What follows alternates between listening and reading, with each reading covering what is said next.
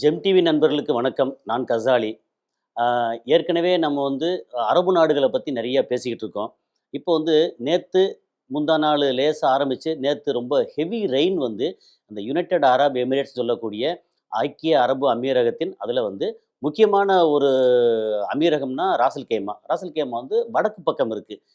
யுஏஇயோட வடக்கு பக்கம். அங்க ஆரம்பிச்சது. நேத்து பார்த்தா பயங்கரமான ஒரு ஐஸுக்கு ஆலங்கட்டி மழை மாரி எக்கச்சக்கமா அப்படி பெஞ்சது. அதுக்கப்புறம் துபாய், ஷார்ஜாலாம் வெள்ளக்காடு. துபாயில வந்து ஷேக் சாயித் ரோடுன்னு சொல்லி அது மெயின் ரோடு. அபுதாபி போற மெயின் ரோடு துபாயில இருந்து. அது வந்து கிட்டத்தட்ட 16 வழிச்சாலை அப்படின்ற மாரி இன்னும் ப ப ரொம்ப ஒரு மிகப்பெரிய அ ஏரியால அங்க வந்து நெறைய வெள்ளமெல்லாம் தேங்கி நின்னது. ஆ அது போக அங்க வந்து அ ம போன முறை வந்து ஏப்ரல் மாசம் மழை பெஞ்சது. அப்புறம் அதுக்கு முன்ன வந்து நவம்பர், டிசம்பர்ல மழை பெஞ்சது. இப்போ வந்து டிசம்பர்ல வந்து பெரிய அளவுக்கு மழை வருது. ஆக்சுவலா என்ன நடக்கும்னா, அந்த பாலைவன மண்ணுல பொதுவாவே வருஷத்துக்கு ஒரு 80 மில்லிமீட்டர் அதாவது 8 சென்டிமீட்டர் 8 சென்டிமீட்டர்ங்கிறது வந்து நமக்கு வந்து 1/2 அடி ஸ்கேல்லயே பாதி தான். அந்த அளவுக்கு தான் ஒரு வருஷத்துக்கே மழை பெய்யும். ஆனா, இப்ப வந்து ஒரு 2 அல்லது 3 நாளைக்குள்ள ஒரு 12 சென்டிமீட்டர், 13 சென்டிமீட்டர் வந்து மழை பெய்யுற அளவுக்கு வந்து இப்போ கால சூழ்நிலை அங்க மாறியிருக்கு. அதுக்கு வந்து பல வகையான காரணம் சொல்றாங்க. என்னன்னா, கடந்த 20 வருஷத்துக்கு மேல அ துபாய் வந்து என்ன பண்ணாங்கன்னா, கிளவுட் சீடிங் சொல்லக்கூடிய அந்த ம சில்வர் நைட்ரேட்டோ, சில்வர் ஹைட்ரேட் அத வந்து மேகத்து மேல தூவி, அவங்களுக்கு வந்து செயற்கையா வந்து மழை பெய்ய வச்சாங்க. அந்த மேகம் வந்து கடல்ல இருந்து ஒரு பக்கமா அப்படியே போய் ஈரானுக்கு போகக்கூடிய மேகம். அத வந்து யுஏஇலேயே வந்து அ அபுதாபி, துபாய் அந்த ஏரியால மழை பெய்யணுங்கிறதுக்காக அங்கவே தடுத்து நிறுத்தி அந்த மேகத்தில உள்ள ஈரப்பதத்த அங்க துபாயிலேயே வந்து மழை பெய்ற மாரி பண்ணாங்க 20 வருஷமா. அதனால வந்து அதோட எல் நினோ, லா நினா அது எஃபெக்ட்னால இங்க வந்து நெறைய வந்து மழை பெய்யுது அப்டின்னாங்க. இன்னொரு பக்கம் பார்த்தீங்கன்னா, அ முந்தா நாள் வந்து சவுதி அரேபியால வந்து பயங்கரமான வெள்ளம். இது என்னன்னா, மொத்தத்துக்கு ஓவராலா நீங்க வந்து ஒரு குளோப் அப்டின்னு சொல்லி பார்த்தீங்கன்னா, அதுல அ இந்த ம ஒ பூமி வந்து வெப்பமயமாதல் இருக்கு இல்லையா? அதோட விளைவு அப்டின்றாங்க. வெப்பமயமாதலுக்கு முக்கியமான காரணம் என்ன? இண்டஸ்ட்ரியிலேருந்து வெளிப்படக்கூடிய கார்பன், அதுக்கப்புறம் ஹீட்டு இதெல்லாம். அரபு நாடுகள்ல வந்து என்ன ஹீட்டு, என்ன இண்டஸ்ட்ரி பெருசா இருக்கும்னா, அங்க வந்து பெட்ரோ கெமிக்கல் இண்டஸ்ட்ரி வந்து ரொம்ப பெருசா இருக்கும். ஆ அந்த பெட்ரோ கெமிக்கல் இண்டஸ்ட்ரியில இப்ப தொடர்ந்து 24 மணி நேரமும் தொடர்ந்து வெளிப்படக்கூடிய அந்த கார்பன், அதுக்கப்புறம் வந்து இதுல ம ஆஃப்ஷோர்ல, ஆன்ஷோர்ல பெட்ரோ பெட்ரோலியம் ப்ராடக்ட் இது இருக்குல்ல, கச்சா எண்ணெய வந்து எடுக்கும்போது, அங்க வந்து தொடர்ந்து வந்து சல்ஃபர் அப்படிங்கிற கேஸ வந்து எரிச்சுக்கிட்டே இருப்பாங்க.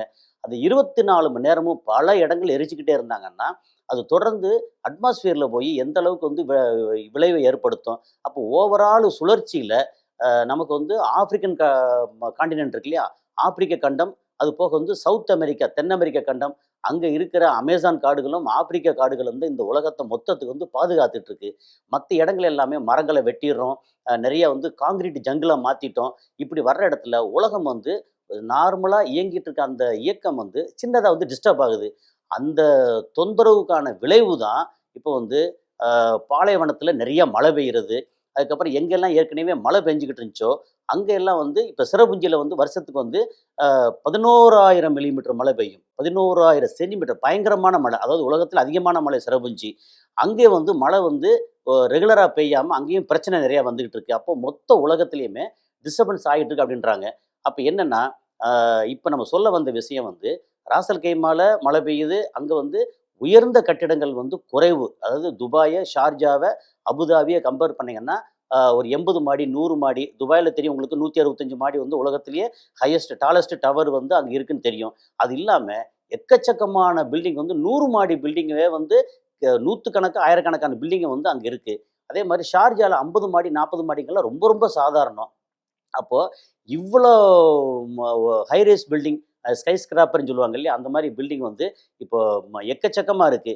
இப்போ மழை வந்து ஜாஸ்தி பெய்யும்போது, அங்க என்ன பிரச்சனைன்னா, ட்ரெயினேஜ் பிரச்சனை. நம்ம ஊர்ல வந்து அ ரெகுலரா மழை பெய்யும் அப்படிங்கிறனால, மொத்தத்துக்கு ட்ரெயினேஜ் இருந்தா ஒரு மாரி கஷ்டப்பட்டு மேனேஜ் பண்ணிக்கிறோம். அங்க வந்து ட்ரெயினேஜ பத்தி கவலையே படாம, ஏன்னா அங்க வந்து மழையே பெய்யல. அப்படிங்கிற ஒரு சூழல்ல வந்து ட்ரெயினேஜ் பத்தி கவலைப்படாம பில்டிங்கா கட்டுனாங்க, ரோடு போட்டாங்க. அது போக வந்து நம்ம யூஸ் பண்ணக்கூடிய அந்தந்த பாத்ரூம் டாய்லெட்டு தண்ணியை வந்து சீவேஜ் வாட்டர் இருக்கு இல்லையா, அதுக்கு மட்டும் வந்து ட்ரைனேஜ் இருந்துச்சு. ஸ்டார்ம் வாட்டர் ட்ரைனேஜ் வந்து மொத்த நகரத்திலும் இல்லாமல் இருந்தது. நாங்கள் துபாயில் அங்கே இருக்கும்போது லேண்ட்ஸ்கேப் பண்ணும்போது அங்கே வந்து தெரியும். அந்த இடத்துல வந்து சீவேஜ் வாட்டர் இது ட்ரீட்மெண்ட் பிளான்ட்டுக்கு போகக்கூடிய அந்த ட்ரைனேஜ் லைன் தான் இருந்துச்சு ஒழிய ஸ்டார்ம் வாட்டர் ட்ரைனேஜ் இல்லை. அப்போ திடீர்னு வந்து எக்கச்சக்கமாக மழை பெய்யும் போது போன வருஷமெல்லாம் துபாய் வந்து வெள்ளத்தில் மிதந்ததுக்கு காரணம் வந்து திடீர்னு வந்து ஒரு வருஷத்தோட மழையை அல்லது 1.5 வருஷத்தோட மழையை ஒரு 24 மணி நேரம் வந்து துபாயில் பெஞ்சதுனால துபாய் வந்து தாக்கு பிடிக்கலை. இதில் வந்து கிசஸ்னு ஒரு ஏரியாவில் வந்து ஒரு கட்டடமே லேசாக வந்து கீழே வந்து எரோஷன் சொல்லி மண் அரிப்பு ஏற்பட்டு ஒரு கட்டடம் வந்து லேசாக வந்து ஆட்டம் கண்டுச்சு அப்படின்னு சொல்லுவாங்க. அதை வந்து சரி பண்ணிட்டாங்க. அதாவது துபாயில் இருக்கிற டெக்னாலஜிக்கு என்ன வேணாலும் சரி பண்ணுவாங்க. ஆனால் இப்போ நார்மலாக இயற்கை எதிர்த்து நம்ம பண்ணக்கூடிய அந்த விஷயம் இருக்கே, இது வந்து துபாயை பெரிய அளவுக்கு டிஸ்டர்ப் பண்ணிருக்கு. நம்ம ஏன் துபாய்ன்னு சொல்கிறோம்னா ஈஸியான புரிதலுக்காக. அங்கே ஷார்ஜா, துபாய், அஜ்மான், அபுதாபி, ராசல் கைமா, உம்மல் குயின், ஃபுஜேரா அப்படின்னு 7 எமிரேட்ஸ் சேர்ந்தது அந்த நாடு. அதில் துபாய் வந்து மிக பாப்புலர் அப்படின்னால துபாய்ன்னு சொல்கிறோம். துபாய்ன்னு சொல்லியாச்சுனாலே ஆட்டோமேட்டிக்காக ஷார்ஜாவும் அடங்கும், அபுதாபியும் அடங்கும், ராசல் கைமாவும் அடங்கும். இப்போ ராசல் கைமாவில் இப்போ என்ன சொல்கிறாங்கன்னா, நேற்று வந்து அந்த வீடியோலாம் பார்த்தீங்கன்னா ஆலங்கட்டி மலைன்னு சொல்லி பனிக்கட்டி மலை எக்கச்சக்கமாக வந்து பெஞ்சது. அதில் கையில் எடுத்து எடுத்து வந்து விளையாடுற மாதிரி விளையாண்டாங்க. அந்த மாதிரி இருந்தது. ஆனால் இது வந்து என்ன ஒரு விளைவை சொல்லுது அப்படின்னா, இனி வந்து அங்கே கட்டடம் கட்டுறது, ரோடு போகிறது எல்லாத்துலேயுமே ஸ்டார்ம் வாட்டர் ட்ரைனேஜ் அப்படின்னு சொல்லி அந்த ட்ரைனேஜ் வந்து கரெக்டாக பண்ணலை அப்படின்னா மொத்த நகரமும் எனி டைம் மூழ்கும். அது போக அங்கே பில்டிங் கட்டும்போது நம்ம ஊருக்கும் இந்தியாவுக்கும் அல்லது தமிழ்நாடு வச்சுக்க நம்ம இந்தியாவுக்கும் அங்கே அரபு நாடுகளுக்கும் உள்ள ஒரு பெரிய வித்தியாசம் என்னென்னா, நம்ம வந்து கீழே வானம் தோன்றோம் இல்லை பில்டிங் கட்ட போகிறோம் அப்படின்னா ஒரு 20 அடி 25 அடி 50 அடியில் வந்து நமக்கு பாறை வந்துடும். ஹார்டு ஹிட் ஏரியான்னு சொல்லுவோம். அதுக்கு கீழே வந்து நம்ம தோண்ட வேண்டியதில்லை. நம்ம பில்டிங்கை வந்து தாங்கி பிடிக்கிறதுக்கு கீழே பாறை இருக்குது. ஆனால் அங்கே அரபு நாடுகளில் போனீங்கன்னா 400 அடி டு 500 அடி அதுக்கு கீழே தான் வந்து கொஞ்சம் கடின பாறை இருக்குது. அது வரைக்கும் வந்து வெறும் மணல். அப்போ மணலில் வந்து சீட்டுக்கட்டு கோபுரம் மாதிரி வந்து பில்டிங்கை கட்டினீங்கன்னா எப்படி நிற்கும்? சைடில் வந்து தண்ணியெல்லாம் கீழே இறங்குச்சு அப்படின்னா பில்டிங் வந்து ஷேக் ஆகாதா அப்படின்னா அதுக்காக அவங்க வந்து பைலிங் சிஸ்டம் வந்து அவ்வளோ ஒண்டர்ஃபுல் பைலிங் சிஸ்டம் பண்ணுவாங்க. அதையும் மீறி எக்கச்சக்கமான மழை பெய்யும் போது இதுக்கு முன்னாடி வந்து வருஷத்துக்கு 80 மில்லிமீட்டர் 8 சென்டிமீட்டர் அல்லது 100 மில்லிமீட்டர் அதிகபட்சமான 120 மில்லிமீட்டர் 12 சென்டிமீட்டர் அவ்வளோதான் ஒரு வருஷத்துக்கே மழை பெய்யும். அந்த மாதிரி இருக்க இடத்துல வந்து திடீர்னு எக்கச்சக்கமாக மழை பெய்யும் போது பில்டிங் வந்து ஆட்டம் காணுமா, கொலாப்ஸ் ஆகுமா, பிரச்சனை ஆகுமா அப்படின்னு ஏகப்பட்ட தரவுகளை வந்து அங்கே நிறைய பேசிக்கிட்டு இருக்காங்க. அதில் என்ன பிரச்சனை அப்படின்னா, இதுக்கப்புறம் வந்து கட்டக்கூடிய பில்டிங் ஏற்கனவே கட்டியிருக்க கட்டடங்கள் அதுக்கு பக்கத்தில் ட்ரைனேஜ் இந்த தண்ணி வந்து கீழே இறங்காமல் பக்கத்தில் கடலுக்கு போகிறதுக்கு எல்லா வகையான இதுவும் செய்யணும் அப்படின்னா இங்கே வந்து துபாயில் முக்கால்வாசி வந்து ஆல்ரெடி ட்ரைனேஜ் சிஸ்டம் வந்து போன மழைக்கு அப்புறம் வந்து பண்ணிட்டாங்கன்னா சில லோ லையிங் ஏரியா அங்கே வந்து ட்ரைனேஜ் சிஸ்டம் பெருசாக பண்ண முடியாது. ஆனால் ஒரு இடத்துல ட்ரைனேஜ் பண்ணிவிட்டு அதுக்கப்புறம் அக்கம் பக்கம் எங்கெல்லாம் வந்து நேரடியாக வந்து தண்ணி போகாதோ அங்கே வந்து டெம்பரரியாக மோட்டார் வச்சு ஒரு பெரிய டீம் வந்து ஒர்க் பண்ணுறதா நான் வந்து விசாரிக்கும் போது கேள்வி. ஆனால் துபாய் வந்து அங்கே வசிக்கிற மக்களுக்கு அங்கே டூரிஸ்டாக தேடி வர்ற மக்களுக்கு வந்து பிரச்சனை இல்லாமல் நல்ல விதமாக பார்த்துக்கறாங்க. அது வரைக்கும் சந்தோஷம். ஆனால் இயற்கையை எதிர்த்து மனிதன் வந்து செய்யக்கூடிய ஒவ்வொரு செயலுக்கும் இயற்கை வந்து தானே பாடம் கற்பிக்கும். அதில் வந்து இனி ரொம்ப இன்னும் கேர்ஃபுல்லாக இருக்கணும். இந்த க்ளவுட் சீடிங் அந்த பிரச்சனையெல்லாம் இப்போதைக்கு போன வருஷத்துலேருந்து நிறுத்திட்டதா கேள்வி. அதனால் இப்போ இந்த மழை வந்து நமக்கு என்ன பாடம் புகட்டுது அப்படின்னா, நம்ம இயற்கையை வந்து ஓரளவுக்கு மேலே வஞ்சிக்கக்கூடாது. நம்மளுடைய சௌரியத்துக்காக இயற்கையை வஞ்சித்தோம் அப்படின்னா, இயற்கை வந்து ஒரு சின்ன குலுக்கல் அப்படி குலுங்குச்சு அப்படின்னா நிலநடுக்கம் ஆயிரும். ஒரு சின்ன சுனாமி வரும், பெரிய புயல் வரும். இது மாதிரி எல்லா விஷயத்தையும் வந்து இயற்கை வந்து தன்னை சமநிலைப்படுத்திக்கிறதுக்காக இங்கே உலகத்தில் என்ன கட்டடம் இருக்கா, மரங்கள் இருக்கா, ரோடு இருக்கா எதையும் பார்க்காது.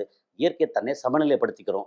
அப்போது இனி வந்து அரபு நாடுகள் இருக்கட்டும் அல்லது காசு இருக்குங்கிறதுக்காக வெறும் காங்கிரீட் ஜங்கிளா இதெல்லாம் மாற்றி நம்ம வந்து இயற்கைக்கு எதிராக பண்ணக்கூடாது அப்படிங்கிறது இந்த மழை வந்து வருஷத்துக்கு இப்போ வந்துருச்சு. இதுக்கப்புறம் திரும்ப வந்து இது 20ஆம் தேதி நாளைக்கு வந்து திரும்ப மழை வரும்னு சொல்கிறாங்க. இதெல்லாம் வந்ததுக்கு அப்புறமும் அதோட விளைவுகள் என்ன, இதுக்கப்புறம் வந்து இந்த இயற்கை வந்து அரபு நாடுகளுக்கு என்னென்ன விளைவுகள் ஏற்படுத்த போகுதுன்னு பார்த்து அதுக்கு ஏற்ற மாதிரி மனிதன் வந்து அதை இயற்கையை வந்து அனுசரித்து போகணும் அப்படிங்கிறது தான் இப்போ இந்த நம்ம சொல்ல வந்த விஷயத்தோட சாராம்சம். நன்றி.